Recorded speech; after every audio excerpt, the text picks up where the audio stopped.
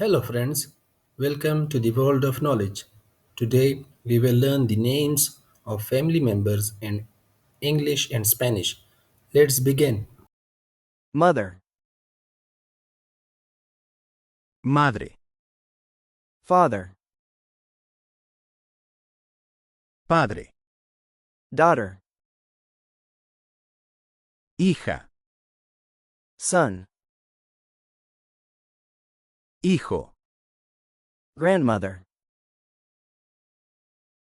abuela, grandfather, abuelo, aunt, tía, uncle, tío, cousin,